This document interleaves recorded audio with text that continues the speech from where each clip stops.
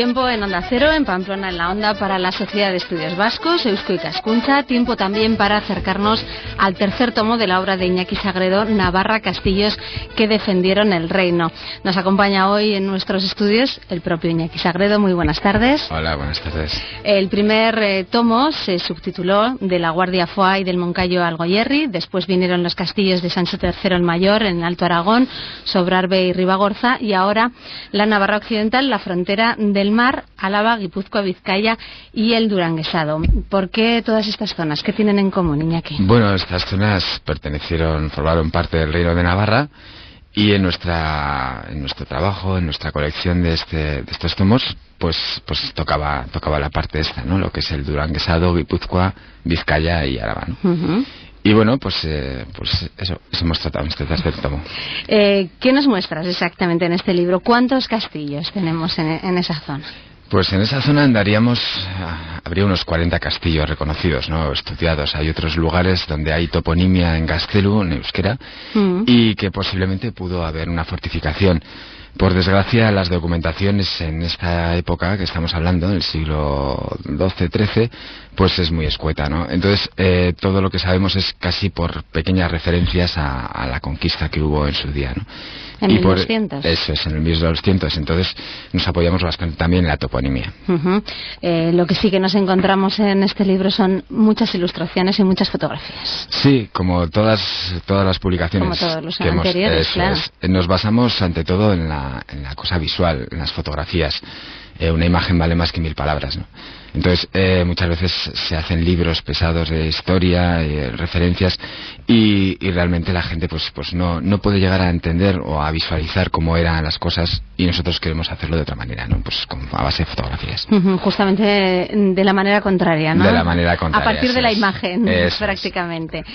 Son fotografías, además, pues muy especiales, ¿no? Porque son aéreas. Sí, son todas aéreas. Realizadas desde un autogiro. Eso es, lo de siempre. El otro día me llamó un arqueólogo que participó en las excavaciones de Ausagaztelu y de Mendikute en Guipúzcoa, y daba referencia a las fotografías, diciendo que eran impresionantes. El ángulo que tomamos desde este aparato pues no se puede conseguir de ninguna otra manera. Entonces, un aparato que a mí me parece muy peligroso, no sé por qué. Bueno, siempre es la cosa, ¿no? Es como una motocicleta, no sé, muchas veces pareces como la película Mad Max, ¿no? Que pareces con un aparato ahí volando.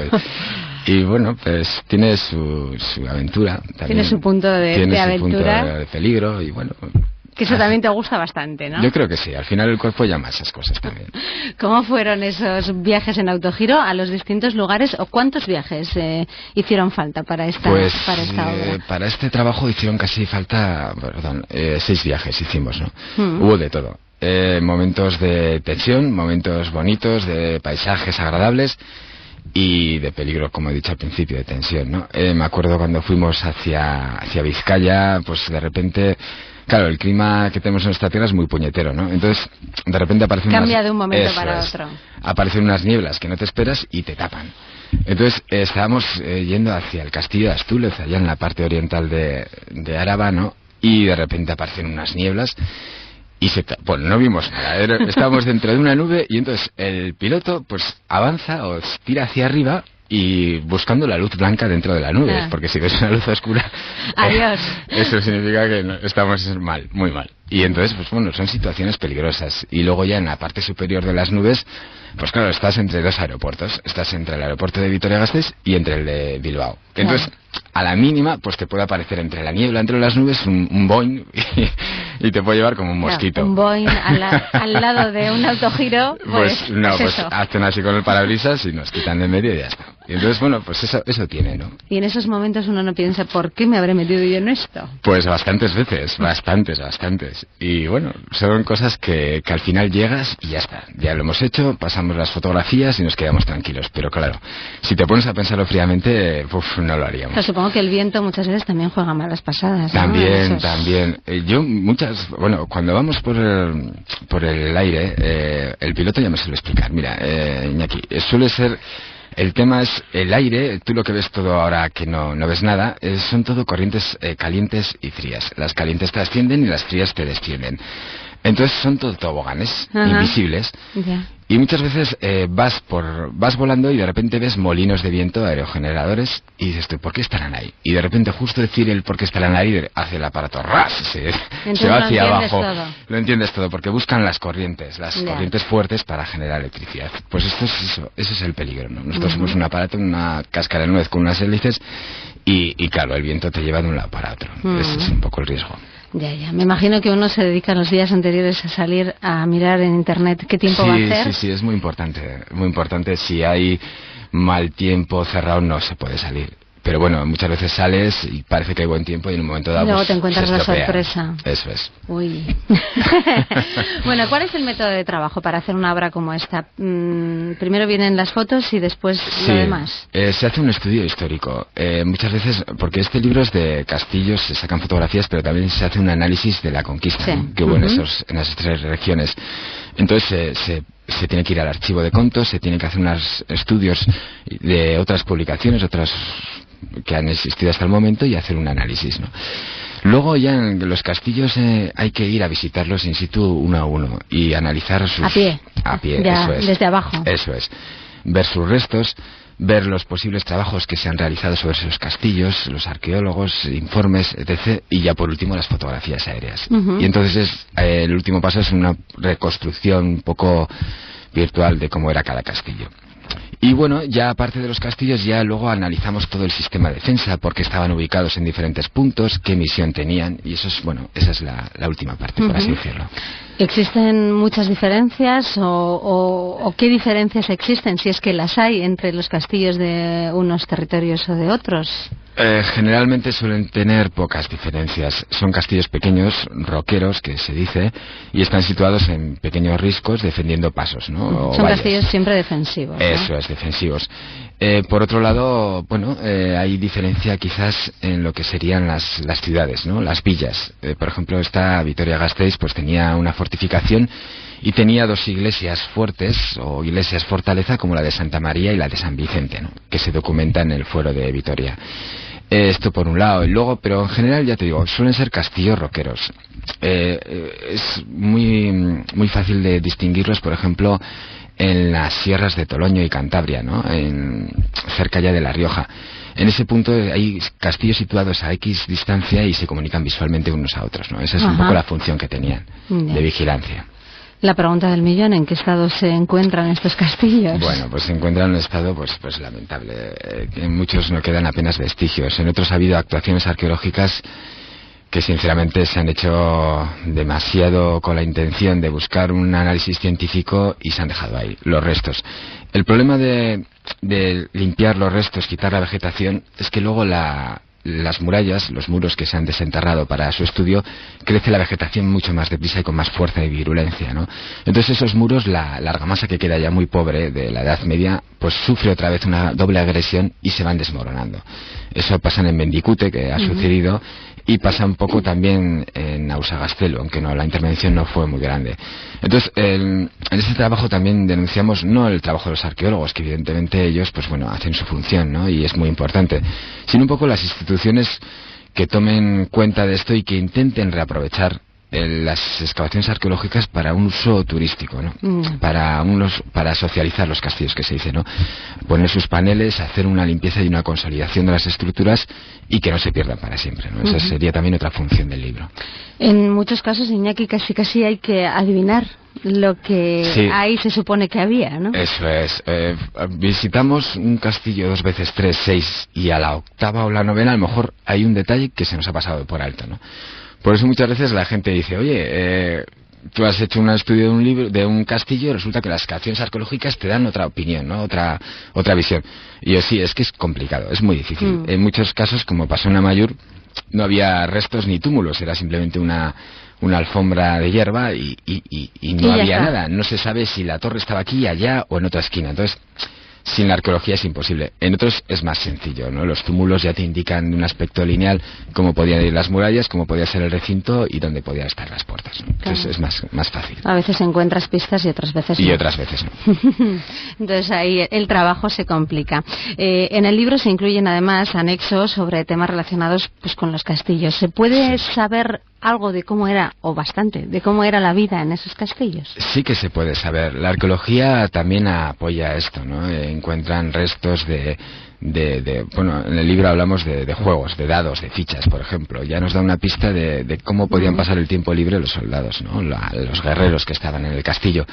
También las formas de alimentación, los huesos que comían, cómo los cortaban, cómo hacían la incisión con los cuchillos, que se ven las marcas en los huesos, herramientas que usaban, detalles, adornos. O sea, había que imaginar esos hombres que tenían muchas horas de tiempo libre en espera de quizás algo que no sucedía nunca, que entrara un ejército enemigo, y pasaban las horas pues a lo mejor forjando hierro, limpiando armas o cazando, ¿no? Practicando la caza. Pero también lo que te digo, adornos en forma de anillos, de colgantes, existían ahí en las excavaciones, existen de la gente que hacía en esos lugares, ¿no? Cuéntanos alguna curiosidad, ¿qué se comía en aquellos tiempos? ¿Qué se comía? Bueno, las documentaciones a partir del siglo XIII sí que son ricas en documentación. Por ejemplo, el sentimiento religioso es importante. Los castillos, por ejemplo, en época de Cuaresma enviaban pescado. No se comía carne, entonces enviaban pescado al salazón, es decir, pescado seco que se enviaba en carretas a los castillos. Y luego pues se comía mucha legumbre, se comía el ganado, pues las vacas, las cabras, han aparecido huesos de estos animales. Entonces, bueno, la alimentación era así, ¿no? Era un poco rudimentaria y mucho de legumbre también, todo lo que podían tener en la zona. Lo que podrían tener cerca, ¿no? Eso es. Ajá. Bueno, uno se imagina la vida en un sitio de estos, en el siglo XII, XIII, y la verdad que lo que comentabas, ¿no? Mucho tiempo libre tenían que tener. Bastante tiempo libre, sí. Bastante aburrimiento.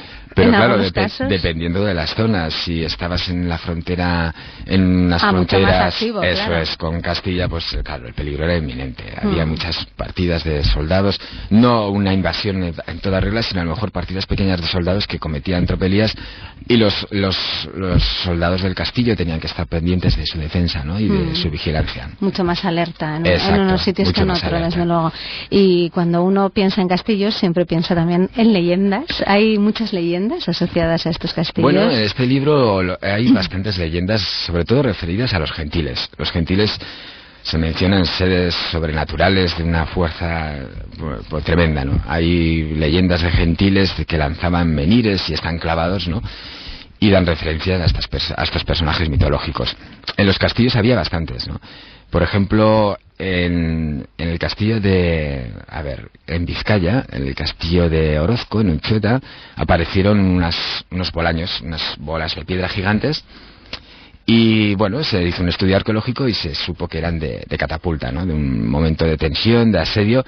Pero claro, previamente, años atrás, había leyendas. Y los aldeanos, pues, las personas que vivían por esas zonas, pues claro, encontraban esas bolas de piedra en las canteras, se encontraban en el fondo del barranco y lo interpretaban con lo que los gentiles jugaban a pelota a mano entre una montaña y otra, y se tiraban las bolas. Entonces ya empezaba la leyenda a hacerse grande y tal. Menuda pelota, ¿eh? Entonces, cosas curiosas, ¿no? En otros lugares, en otros castillos también aparecían, pues la Mendicuta y una sima, pues hablaban de la cueva de los gentiles. En Ausagastelu también había una leyenda de un gentil que iba a Navarra a robar ganado y a robar mujeres. Entonces, siempre está relacionado. Un castillo de la época que nos referimos, del siglo X al XII, que es genera muchas leyendas, genera mucha cosa mitológica. Y ya te digo yo que todo va referido a estos seres mitológicos. O sea, siempre tiene su parte medio misteriosa, al menos, eso es, ¿no? Siempre lo tiene. Antes hacía Iñaki referencia a la conquista de 1200. Sí. Hay quien dice, algunos historiadores, pues que más que una conquista fue un pacto. Sí. ¿A ti qué te parece? Bueno, en el libro damos toda clase de referencias. Es triste, ¿no? Pues que todo lo que se sustenta a decir que fue un pacto se refiere más que todo a las crónicas castellanas. El cronista castellano Jiménez de Rada, que participó, en la conquista, por así decirlo, dio unas referencias y dijo que, entre otras palabras, que la palabra adquisit, en el latín, que significa adquirió.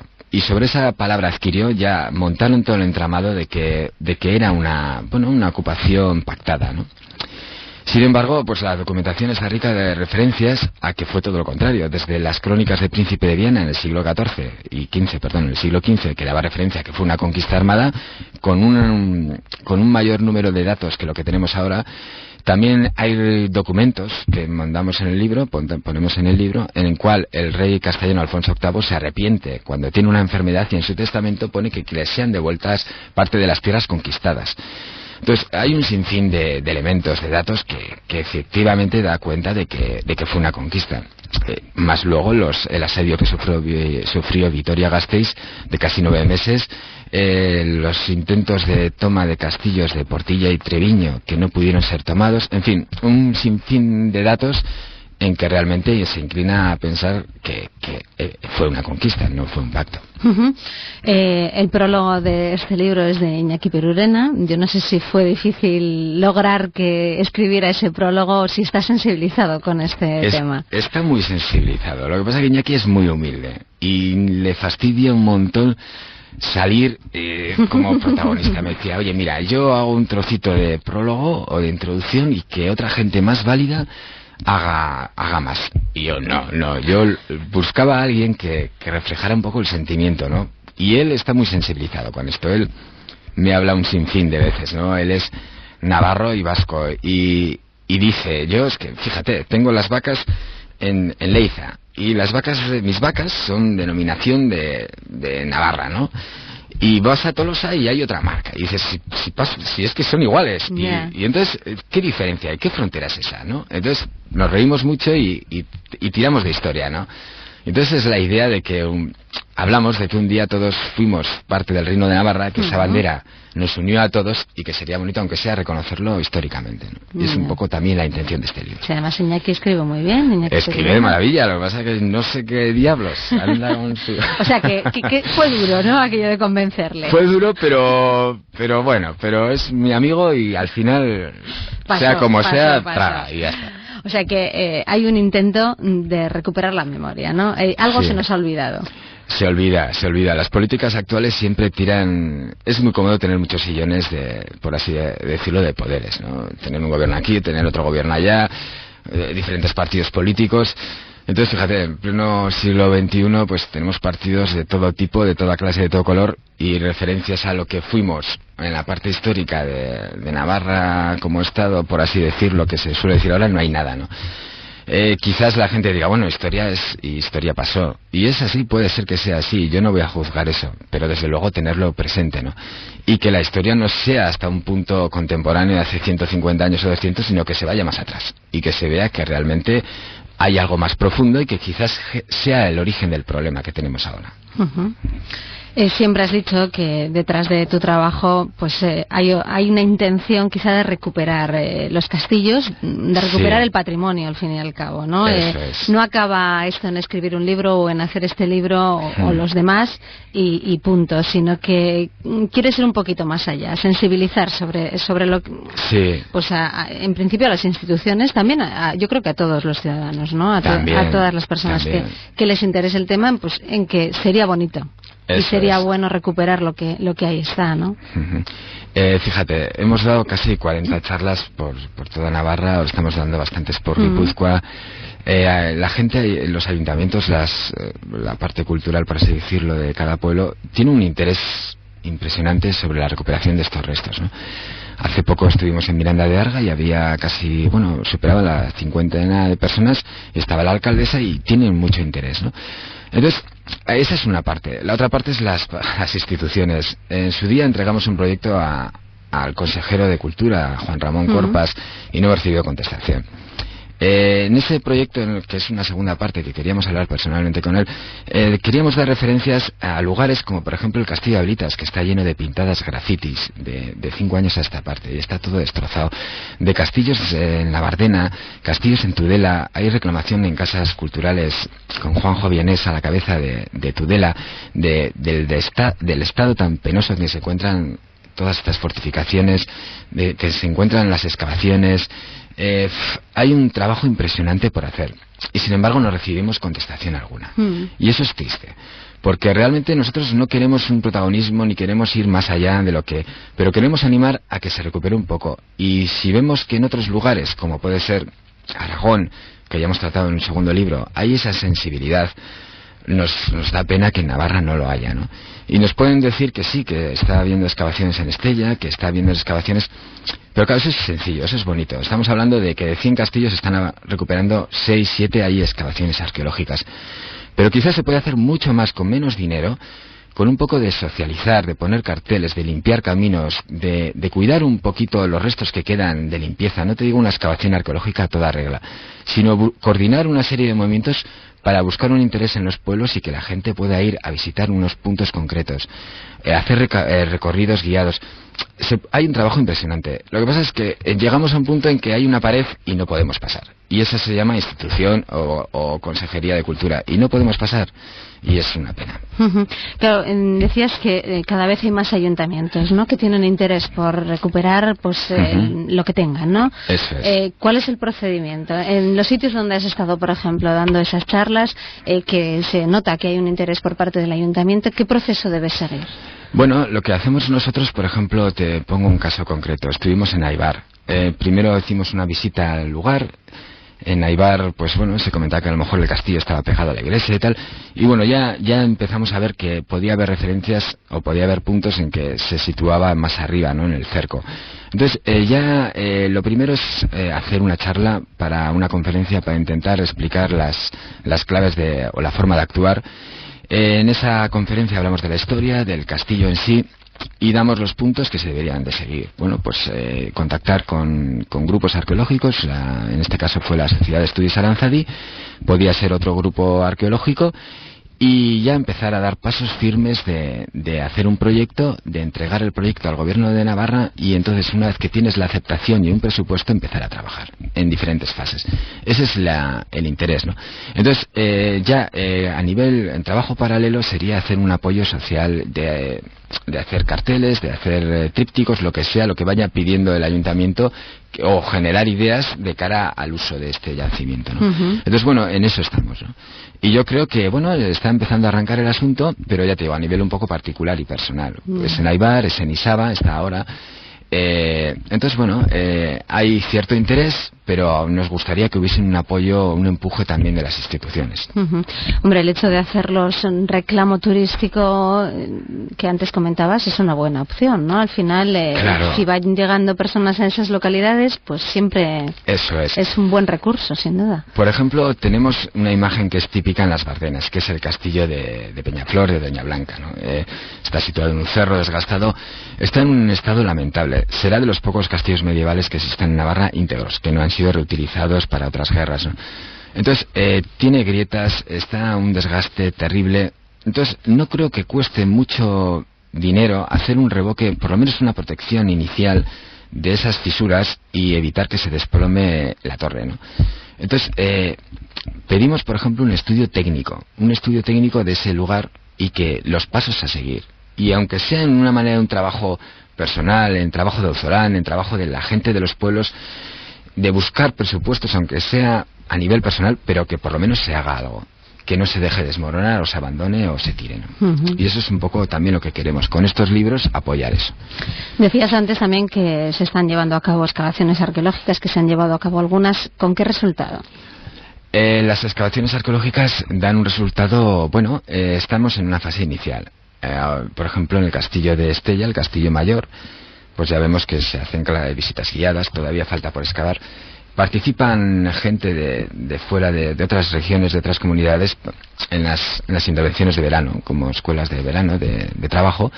Y, por ejemplo, se está dando ahora mismo en Irulegui en el Valle de Aranguren. Entonces, si analizamos, por ejemplo, la cuenca de Pamplona y vemos que está Pamplona, tenemos varios puntos, varios castillos que se puede hacer un recorrido precioso medieval desde la capital. Tenemos el castillo de Irulegui en Aranguren, tenemos el castillo de Garaño en el Valle de Ollo, o el castillo de Raregui en el Monte de Gastelu, también al lado del de Garaño, y así ir haciendo todo el círculo que sería de los castillos de la cuenca de Pamplona, son antiquísimos. Entonces, se puede abrir una ventana impresionante. En la misma capital, desde la catedral, desde el mirador que tiene la catedral, pues ahí puedes localizar 3 castillos en un cartel panorámico. E incluso en la misma ciudad de Pamplona, que se está recuperando la vereda de San Saturnino, se puede hacer visitas guiadas por lo que serían sus recintos medievales. con sinfín de ideas se puede generar turismo casi a precio de cero euros. Entonces, es intentar dar un paso sobre otro, pero ante todo moverse y no tener que estar siempre pendientes de que nos den permisos. Entonces, es lo que digo toda la entrevista, es una pena que nos enfrentemos siempre a nada. En el libro, como hemos dicho, nos encontramos un estudio de cada castillo, pero además se señalan lugares cercanos que podemos visitar. Con eso también pues se intenta un poquito animar a quien se haga con el libro, pues un poquito casi de guía turística, ¿no? Eso es, revitalizamos un poco también los pueblos, ¿no? Si vas al castillo de Aizorros, que fue un castillo importante en Escoriacha, ahí en la zona sur de Guipúzcoa, por ejemplo, decimos, pues podéis visitar la iglesia del siglo XIII, tenéis también una necrópolis cercana de tal, y vamos dando pasos de la gente que vaya a visitar, que no sea una visita exclusiva, ¿no? Cuando hablamos con la Diputación Foral de Guipúzcoa, se presentaron varias ideas y, sin embargo, aquí en Navarra no hemos tenido aceptación. Allá sí que hay aceptación a nivel institucional. Y bueno, si en un primer momento parecía un poco el asunto un poco frío, sí que ahora parece que quieren hacer movimientos de socializarlo, porque lo ven el turismo rural una cosa importante. Y eso ya te digo que el hecho de intentar no solo el castillo, sino varios otros puntos medievales para visitar, la gente se anima. Si a eso acompañas con fiestas, con mercados medievales, con serie de conferencias, con cosas para los chavales, para los críos en los colegios y castolas, animando, explicando el mundo medieval, pues todo eso haces algo, empujas hacia una dirección que es positiva para todos, para mí, para las instituciones, para los ayuntamientos, para los colegios. Entonces, en fin, no sé, es todo imaginar. Una colección esta de Navarra, castillos que defendieron un reino que está teniendo un éxito notable, me imagino que satisfecha al menos. Bueno, sí. Yo... no sé, ¿cómo va la venta? La venta va bien, muy bien. Desde el primer libro, pues llegamos a la segunda edición fácilmente, en menos de 6 meses. El segundo libro ya prácticamente estamos a punto de agotar la edición, y el tercer libro pues que es en la zona, está teniendo bastante aceptación y bastante buena crítica, y bueno, y está también teniendo la venta esperada, ¿no?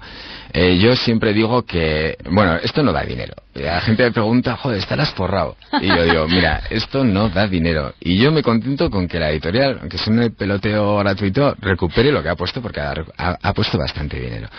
Entonces, yo con eso me conformo. Pero bueno, pero eso, siempre me dirán, eso es mentira, tú estás forrado. Y yo ya te digo yo que no. Que no está forrado, no. Que disfruta con lo que hace. Vamos a dejarlo ahí, eso entonces. Y llevas además desde 1997 con esto de los castillos. Sí. Yo no sé, ¿da para mucho más? Sí, da.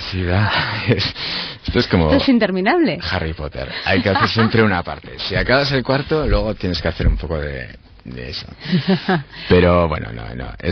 Nos acabamos ya con el cuarto trabajo, que es a finales de este año, que sería ya la última zona de La Rioja, La Bureba, que es muy bonito también. Sacamos fotografías de castillos íntegros, que incluso son musulmanes algunos, con las típicas puertas de herradura y tal, y historias muy bonitas, ¿no? Por ejemplo, que están en los documentos, el propio Cid, el famoso Cid, el campeador, combatiendo contra un tenente navarro por la toma de un castillo en La Rioja, ¿no? Entonces, detalles de la historia que rozan la leyenda, pero que están ahí en los documentos. Entonces eso ya hablaremos en el último trabajo. En el tomo cuarto, que eso dice Iñaki que será el último, ya veremos. Será el último, sí. Yo creo, bueno, ya se verá, sí, nunca se sabe. Que saldrá a finales de este año, aunque, bueno, yo me imagino que se meterá en otra, Iñaki.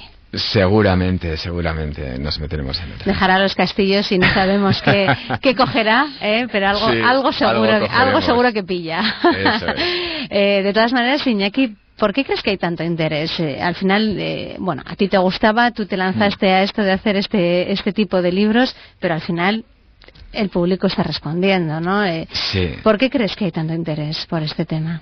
Mira, en Euskal Herria la gente joven, la gente menos joven, tiene una gran afición a la montaña, tiene una gran afición también a sus costumbres, a su historia, a todo, ¿no? Entonces, estos libros tienen de todo, todos esos ingredientes. Tienen su parte de excursión, su parte bucólica de los castillos en ruinas, entre nieblas, entre bosques. Tiene su parte de historia y tiene su parte de reclamación. Entonces, se une todo. Y si a eso le metemos las imágenes visuales, los gráficos, los dibujos, la forma de expresarse de gente como Iñaki, entonces todo empuja a que la gente ve con muy buena crítica estos libros. Entonces, siempre se han hecho libros, quizás, está mal que lo diga, pero quizás un poco fríos en ese sentido, muy científicos, ¿no? En cierta ocasión alguien me dijo que era un libro que tenía poca base científica, y claro que es así. No tienen esa función, sino tienen una función mediática, más de divulgativa. De acercarse Eso al es que la ciudadano gente conozca, corriente, ¿no? Pero no que conozca que en el estrato a nivel 16 centímetros el hollín con la cal indica, no, sino que estamos hablando de que la gente vea que hubo un castillo que tuvo su historia y que pudo ser de una manera, que quizás luego la arqueología nos dice que es de otra, pero lo importante es que la gente vea algo en esas fotos que le enseñamos, y esa es la intención. Y bueno, yo creo que tiene bastante aceptación. Pues ahí está, este tercer tomo de Navarra, castillos que defendieron el reino, la Navarra occidental, la frontera del mar, Álava, Guipúzcoa, Vizcaya y el duranguesado, de Iñaki Sagredo, con prólogo de otro Iñaki, Iñaki Perurena en este caso, un libro al que nos hemos acercado de la mano de la Sociedad de Estudios Vascos, Eusko Ikaskuntza, que quiero recordarles que tiene su sede en Pamplona, en la Plaza del Castillo 43 bis, tercero y cuarto D. El horario de atención al público es de 8 a 2 por las mañanas y de 4 a 6 por las tardes, y que tienen una página web a la que pueden acceder en la dirección www.eusko-ikaskuntza.org. Iñaki Sagredo, muchas gracias por haber estado hoy con nosotros en Onda Cero. Suerte con este tercero y con el cuarto y con lo que venga después. Gracias.